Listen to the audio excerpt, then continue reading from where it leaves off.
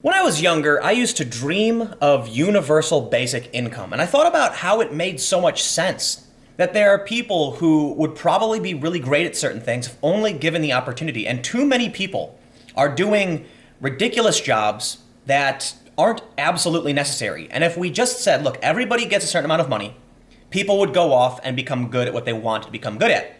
Since then, I've become an adult, and I now believe that universal basic income is a very bad idea, probably won't work, even if we reach this idea of full automation.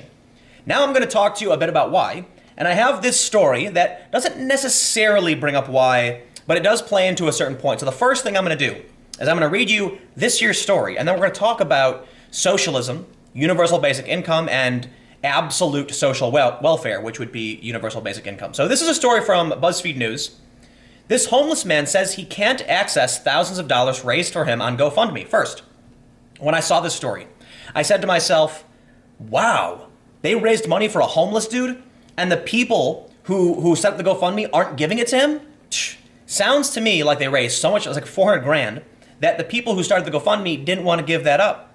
And then I realized it's actually not the case. And it seems like these people are actually pretty good people. And now let's read why.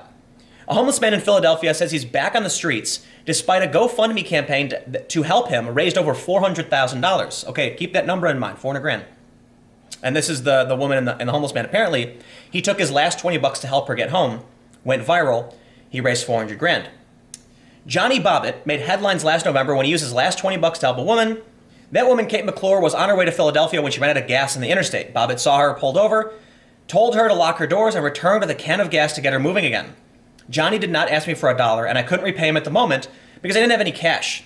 But I have been stopping by the spot for the past few weeks. McClure wrote a Facebook post about the incident. I repaid him for the gas, gave him a jacket, gloves, a hat, warm socks, and I gave him a few dollars every time I see him. So you look at this. They wanted to raise 10 grand for this guy, and they raised 402,706, probably more. I mean, I don't know, but that was 9 months ago. And now we're hearing that the guy can't get something like 200 grand. So this is where it gets interesting, all right? But now Bobbitt says half of that money is still out of his reach because McClure and D'Amico are withholding it. He told the Inquirer that he's once again homeless using drugs and panhandling. According to the Inquirer, some of the money was used to buy Bobbitt a camper and a vehicle, but both have since been sold. About 200,000 of the fundraised money is still unused and being controlled by McClure and D'Amico. There it is. So you mean to tell me that about 200 grand went to this man? He got a camper, which is probably really expensive. I don't know how much those things cost, but they're a lot. A camper and a vehicle, and both were sold. When I saw that, I went, whoa, wait a minute. It sounds like they did give this guy money, and they bought him a vehicle and a camper to get him off the streets, and he sold it. And I can only imagine he sold it for drugs. D'Amico told the Inquirer the money is sitting in a savings account and Bobbitt will only have access to it once he's employed and off drugs. And that makes so much sense. It sounds like the dude already burned through a ton of that money and he's still homeless and on drugs. So it would seem just giving a homeless man a ton of money did not solve the problem, as I have advocated for in the past. And yes, socialists get mad at me because they're wrong, but they think they're right. Giving him all that money, it's never going to happen. I will burn it in front of him. Wow. D'Amico told the paper. BuzzFeed News has reached out to McClure for additional comment. A GoFundMe spokesperson told BuzzFeed News the organization is now looking into the matter. GoFundMe is looking into the claims of misuse regarding this campaign. When there is a dispute, we work with all parties involved to ensure funds go to the right place, said the spokesperson. We will work to ensure that Johnny receives the help he deserves and that the donor's intentions are honored. GoFundMe always cooperates with law enforcement investigations. As for Bobbitt, he says he is in touch with lawyers and exploring his legal options. Can I just point out, the woman said, D'Amico, that he will get it once he's employed and off drugs. 200,000 is being held. Where'd the other 200,000 go? Well, they bought him a camper and a car, and it sounds like he sold them. To me, if he sold them and he's back on drugs and homeless, sounds like he sold them for drugs, okay? Look, I've given money to homeless people before. I was in LA, and there was an obvious drug addict who said they wanted money for the bus, and I said to him, look, I'm gonna give you 20 bucks. I really don't care what you do with it, and you don't gotta tell me you're gonna take a bus or buy food. Here's 20 bucks to make your day better and do whatever you think you need to do to make your day better. No judgment from me. Because I'm not gonna play a game. I don't know what they need. I can assume they're going to do drugs. I don't know. But you know what? I'm going to give them 20 bucks because it's going to make them feel better. And that's it. And maybe they'll go do drugs with it. And that sucks. And I hope they don't. But all I know is that there's sometimes, what are you going to do? Ignore them. I don't think I'm going to save these people, but at least in that one moment, the 20 bucks meant more to them than it did to me. And it might not be the right choice, but at least there'll be a little bit of happiness. But I'll tell you why I don't believe in universal basic income. I do believe in charity, like the action I took to help this individual who I thought was probably on drugs, but couldn't be sure. This guy, simply getting the money didn't do anything for him. And that's truly what I believe would happen in the instance of universal basic income. It's possible that we can gradually walk our way, very, very slowly over a long period of time into some kind of situation like universal basic income. But the reason why, at least for now, based on our current level of technology, I don't think that will be true even with automation. Okay? Because think about it.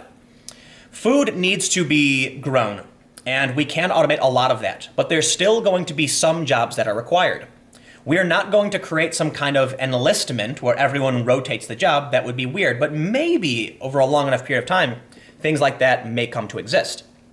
One of the problems I have with universal basic income is that I know too many people who want to be professional skateboarders. I know too many people who want to be guitar players, musicians, or singers, and they're just not that good at it, okay?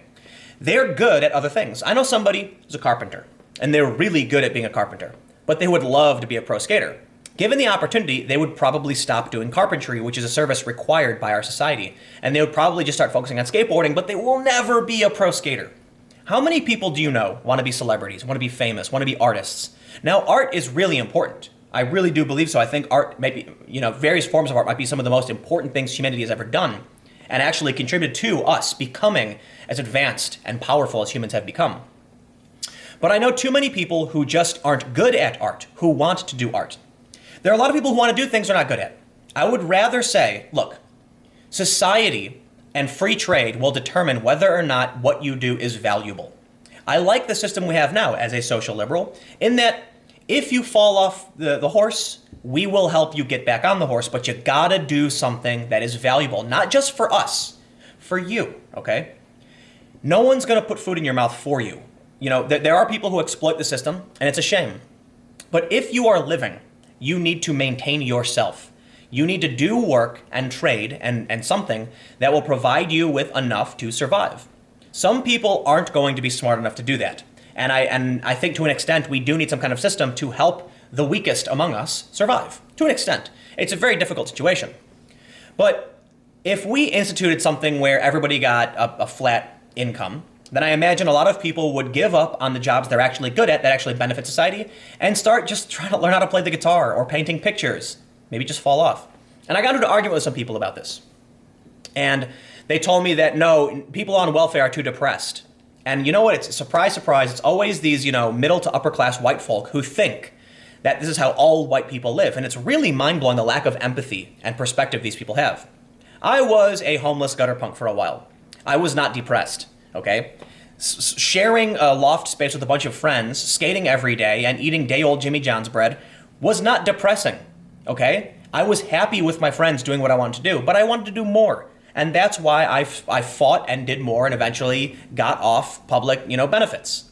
Because, I didn't want to be in that situation, but it'd be crazy to think that I was unhappy.